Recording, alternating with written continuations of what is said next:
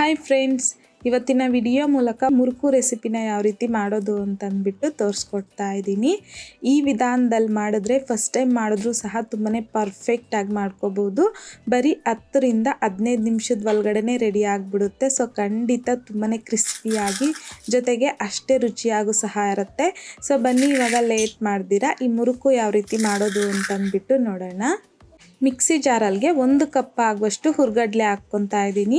ಹಾಕ್ಕೊಂಡಿದ್ದಾದಮೇಲೆ ಮಧ್ಯದಲ್ಲಿ ಮಿಕ್ಸ್ ಮಾಡ್ಕೊತ ತುಂಬಾ ಸ್ಮೂತಾಗಿ ಇದನ್ನು ಪುಡಿ ಮಾಡ್ಕೊಂಡು ತಗೋಬೇಕು. ಸೊ ಪುಡಿ ಮಾಡ್ಕೊಂಡಿದ್ದಾದಮೇಲೆ ಬೌಲಲ್ಗೆ ಒಂದು ಸ್ಟ್ರೈನರ್ನ ಇಟ್ಕೊಂಡು ಅದರಲ್ಲಿಗೆ ಹಾಕಿ ಈ ರೀತಿಯಾಗಿ ಸ್ಟ್ರೈನ್ ಮಾಡ್ಕೋಬೇಕು. ಸೊ ಈ ರೀತಿ ಸ್ಟ್ರೈನ್ ಮಾಡ್ಕೊಂಡಿದ್ದಾದಮೇಲೆ ನೋಡಿ, ಈ ರೀತಿಯಾಗಿ ತುಂಬಾ ಸ್ಮೂತಾಗಿ ಹುರ್ಗಡ್ಲೆ ಅನ್ನೋದು ಪುಡಿ ಮಾಡ್ಕೋಬೇಕು. ಸೊ ಒನ್ಸ್ ಈ ರೀತಿಯಾಗಿ ಹುರ್ಗಡ್ಲೆನ ಪುಡಿ ಮಾಡ್ಕೊಂಡಿದ್ದಾದಮೇಲೆ ಇದೇ ಬೌಲಲ್ಗೆ ಸ್ಟ್ರೈನರ್ನ ಇಟ್ಕೊಂಡು ಯಾವ ಕಪ್ಪಲ್ಲಿ ಹುರ್ಗಡ್ಲೆ ತಗೊಂಡಿದ್ದೀನೋ ಸೊ ಅದೇ ಕಪ್ಪಲ್ಲಿ ನಾನಿಲ್ಲಿ 3 ಕಪ್ ಆಗುವಷ್ಟು ಅಕ್ಕಿ ಹಿಟ್ಟು ಹಾಕ್ಕೊತಾ ಇದ್ದೀನಿ. ಸೊ ನಾನಿಲ್ಲಿ ಪಾಕೆಟ್ ಅಕ್ಕಿ ಹಿಟ್ಟು ಹಾಕ್ಕೊತಾ ಇದ್ದೀನಿ. ನೀವು ಮನೇಲಿ ಮಾಡಿರುವಂಥದ್ದನ್ನು ಸಹ ಅಕ್ಕಿ ಹಿಟ್ಟು ತಗೋಬಹುದು. ಸೊ ನೋಡಿ, ಈಗ ಇದನ್ನು ಅಷ್ಟೇ ಅಕ್ಕಿ ಹಿಟ್ಟನ್ನು ಈ ರೀತಿಯಾಗಿ ಸ್ಟ್ರೈನ್ ಮಾಡ್ಕೋಬೇಕು. ಈಗ ಇದ್ರಲ್ಗೆ ರುಚಿಗೆ ತಕ್ಕಷ್ಟು ಸಾಲ್ಟ್ ಹಾಕ್ಕೊತಾ ಇದ್ದೀನಿ. ಹಾಗೆಯೇ 1.5 ಟೇಬಲ್ ಸ್ಪೂನ್ ಆಗುವಷ್ಟು ಬ್ಲ್ಯಾಕ್ ಎಳ್ಳು ಹಾಕ್ಕೊತಾ ಇದ್ದೀನಿ. ನೀವು ಇದ್ರ ಬದಲಾಗಿ ವೈಟ್ ಎಳ್ಳನ್ನು ಸಹ ಹಾಕ್ಕೋಬೋದು. ಇಲ್ಲಾಂತಂದರೆ ಎಳ್ಳನ್ನು ಸ್ಕಿಪ್ ಮಾಡಿ ಅಜ್ವಾಯಿನ್ ಅಂದರೆ ಓಂ ಕಾಳನ್ನು ಸಹ ಹಾಕ್ಕೋಬೋದು, ಇಷ್ಟಪಡೋರು ಫ್ಲೇವರು.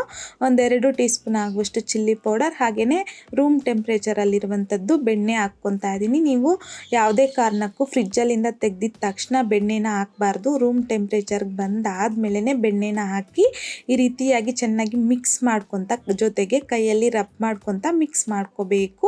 ಸೊ ಈ ರೀತಿ ಮಿಕ್ಸ್ ಮಾಡ್ಕೊಂಡಿದ್ದಾದಮೇಲೆ ತುಂಬಾ ಬಿಸಿ ಆಗಿರುವಂಥ ನೀರನ್ನು 3 ಕಪ್ ಆಗುವಷ್ಟು ತಗೊಂಡಿದ್ದೀನಿ ನಾನಿಲ್ಲಿ. ಮೊದಲಿಗೆ 1-2 ಕಪ್ ಆಗುವಷ್ಟು ಹಾಕಿ ಸ್ಪೂನಲ್ಲಿ ಮಿಕ್ಸ್ ಮಾಡ್ಕೊಳ್ಳಿ. ಯಾಕೆ ಅಂತಂದರೆ ನೀರು ಅನ್ನೋದು ತುಂಬ ಬಿಸಿ ಇರುತ್ತೆ.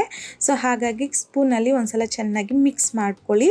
ಸೊ ಒಂದೇ ಸಲ ಹಾಕಿ ಮಿಕ್ಸ್ ಮಾಡ್ಕೋಬಾರ್ದು ನೀರನ್ನು. ಸೊ ಈ ರೀತಿ ಸ್ವಲ್ಪನೇ ಹಾಕಿ ಮಿಕ್ಸ್ ಮಾಡ್ಕೋಬೇಕು.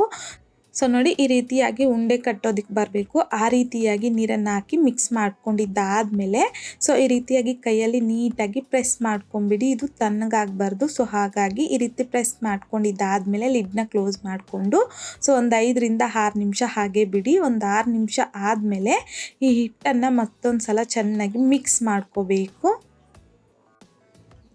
ಮಿಕ್ಸ್ ಮಾಡ್ಕೊಂಡಿದ್ದಾದಮೇಲೆ ಈ ರೀತಿ ಹಗಲವಾಗಿರುವಂಥ ಒಂದು ಬೌಲ್ಗಾಗಿರ್ಬೋದು, ಇಲ್ಲಾಂತಂದರೆ ತಟ್ಟೆಗಾಗಿರ್ಬೋದು ಹಾಕ್ಕೊಂಡು ನಾವು ಸ್ಟಾರ್ಟಿಂಗಲ್ಲಿ 1 ಕಪ್ ಆಗುವಷ್ಟು ಬಿಸಿ ನೀರು ಹಾಗೆ ಇಕ್ಕಿದ್ರಲ್ವ, ಸೊ ಅದನ್ನು ಇವಾಗ ಸ್ವಲ್ಪನೇ ಹಾಕಿ ಒಂದು 5 ರಿಂದ 6 ನಿಮಿಷ ನಾದ್ಕೊತ ಚೆನ್ನಾಗಿ ಮಿಕ್ಸ್ ಮಾಡ್ಕೋಬೇಕು. ಸೊ ಈ ರೀತಿ ನಾದ್ಕೊಳ್ಳೋದ್ರಿಂದ ನಮಗೆ ಮುರುಕು ಅನ್ನೋದು ಎಲ್ಲೂ ಕಟ್ಟಾಗೋದಿಲ್ಲ. ಸೊ ಹಾಗಾಗಿ ನೋಡಿ, ಚೆನ್ನಾಗಿ ನಾದ್ಕೊತ ಈ ರೀತಿಯಾಗಿ ಸಾಫ್ಟಾಗಿ ಹಿಟ್ಟನ್ನು ರೆಡಿ ಮಾಡ್ಕೋಬೇಕು. ಸೊ ಈ ರೀತಿ ಸಾಫ್ಟಾಗಿ ರೆಡಿ ಮಾಡ್ಕೊಂಡಿದ್ದಾದಮೇಲೆ ಪ್ಲೇಟು ಇಲ್ಲಾಂತಂದರೆ ಈ ರೀತಿ ಬೌಲನ್ನು ಕ್ಲೋಸ್ ಮಾಡಿ ಪಕ್ಕಕ್ಕೆ ಇಟ್ಕೊಳ್ಳಿ. ಹಿಟ್ಟು ಡ್ರೈ ಆಗಬಾರ್ದು. ಸೊ ಇವಾಗ ಮುರುಕು ಶೇಪ್ ಅಂದರೆ ಒಂದು 3 ಹೋಲ್ಸ್ ಇರುವಂಥದ್ದು ಒಂದು ಪ್ಲೇಟ್ ಇರುತ್ತಲ್ವ, ಸೊ ಅದ್ರಿಗೆ ಈ ರೀತಿ 2 ಕಡೆನೂ ಎಣ್ಣೆನ ಗ್ರೀಸ್ ಮಾಡ್ಕೊತಾ ಇದ್ದೀನಿ. ಸೊ ಗ್ರೀಸ್ ಮಾಡ್ಕೊಂಡಿದ್ದಾದಮೇಲೆ ಹಾಗೆಯೇ ಚಕ್ಲಿ ಮೋಲ್ಡ್ ಇರುತ್ತಲ್ವ, ಸೊ ಅದಕ್ಕೂ ಅಷ್ಟೇ ಎಣ್ಣೆನ ಗ್ರೀಸ್ ಮಾಡ್ಕೋಬೇಕು. ಗ್ರೀಸ್ ಮಾಡ್ಕೊಂಡಿದ್ದಾದಮೇಲೆ ಈ ರೀತಿಯಾಗಿ ಟೈಟಾಗಿ ಕ್ಯಾಪ್ನ ಕ್ಲೋಸ್ ಮಾಡ್ಕೊಬಿಡಿ. ಸೊ ಈ ರೀತಿಯಾಗಿ ಚಕ್ಲಿ ಮೋಲ್ಡ್ನ ರೆಡಿ ಮಾಡ್ಕೊಂಡಿದ್ದಾದಮೇಲೆ ಹಿಟ್ಟನ್ನು ಈ ರೀತಿ ಸ್ವಲ್ಪನೇ ನಮಗೆ ಮೋಲ್ಡ್ಗೆ ಎಷ್ಟು ಹಿಡಿಯುತ್ತೋ ಅಷ್ಟನ್ನು ತಗೊಂಡು ಈ ರೀತಿಯಾಗಿ ತುಂಬಾ ಸ್ಮೂತಾಗಿ ಮಾಡಿಕೊಂಡು ಸಿಲಿಂಡರ್ ಶೇಪ್ಗೆ ರೆಡಿ ಮಾಡ್ಕೋಬೇಕು. ರೆಡಿ ಮಾಡ್ಕೊಂಡಿದ್ದಾದಮೇಲೆ ಚಕ್ಲಿ ಮೋಲ್ಡ್ಗೆ ಎಣ್ಣೆನ ಗ್ರೀಸ್ ಮಾಡಿ ಇಟ್ಕೊಂಡಿದ್ರಲ್ವ, ಸೊ ಅದರಲ್ಲಿಗೆ ಹಿಟ್ಟನ್ನು ನೀಟಾಗಿ ಫಿಲ್ ಮಾಡ್ಕೊಬಿಡಿ. ಎಲ್ಲೂ ಹೇರ್ ಗ್ಯಾಪ್ಸ್ ಅನ್ನೋದು ಬರಬಾರ್ದು. ಹೇರ್ ಗ್ಯಾಪ್ಸ್ ಇತ್ತು ಅಂತಂದರೆ ಈ ರೀತಿಯಾಗಿ ಮುರುಕು ಶೇಪ್ಗೆ ಪ್ರೆಸ್ ಮಾಡ್ಕೊಳ್ಳೋವಾಗ ಅದು ಕಟ್ಟಾಗ್ತಾ ಬಂದ್ಬಿಡುತ್ತೆ. ಹಾಗಾಗಿ ನೀಟಾಗಿ ಕ್ಯಾಪ್ನ ಕ್ಲೋಸ್ ಮಾಡ್ಕೊಂಡಿದ್ದಾದಮೇಲೆ ಯಾವುದಾದ್ರೂ ತಟ್ಟೆ ಇಲ್ಲಾಂತಂದರೆ ಈ ರೀತಿ ಬಟರ್ ಪೇಪರ್ಗೆ ಎಣ್ಣೆನ ಗ್ರೀಸ್ ಮಾಡಿಕೊಂಡು ಸೊ ನಿಮಗೆ ಮುರುಕು ಯಾವ ಸೈಜಿಗೆ ಬೇಕೋ ಆ ಸೈಜ್ಗೆ ನೀವು ಇಲ್ಲಿ ಪ್ರೆಸ್ ಮಾಡ್ಕೊಂಡು ತಗೋಬೋದು ಅಷ್ಟೇ. ಸೊ ನೋಡಿ, 1 ಟೈಮ್ಗೆ ಎಷ್ಟು ಬೇಕೋ ಅಷ್ಟು ಮುರುಕು ಶೇಪ್ನ ಪ್ರೆಸ್ ಮಾಡಿಕೊಂಡು ನಾನು ಇಲ್ಲಿ ತಗೊಂಡಿದ್ದೀನಿ. ಈಗ ಒಂದೊಂದಾಗೆ ತಗೊಂಡು ಬಿಸಿ ಆಗಿರುವಂಥ ಎಣ್ಣೆಗೆ ಒಂದೊಂದಾಗೆ ನಿಧಾನವಾಗಿ ಹಾಕ್ಕೋಬೇಕು ಅಷ್ಟೇ. ಸೊ ಹಾಕ್ಕೊಂಡಿದ್ದಾದಮೇಲೆ 2 ಕಡೆನೂ ಮೀಡಿಯಮ್ ಫ್ಲೇಮ್ನಲ್ಲಿ ಚೆನ್ನಾಗಿ ಕ್ರಿಸ್ಪಿ ಆಗೋವರೆಗೂ ಈ ರೀತಿ ಮಿಕ್ಸ್ ಮಾಡ್ಕೊತ ಫ್ರೈ ಮಾಡ್ಕೋಬೇಕು. ಜೊತೆಗೆ ಹಾಕಿದ ತಕ್ಷಣ ಮಿಕ್ಸ್ ಮಾಡ್ಕೋಬಾರ್ದು.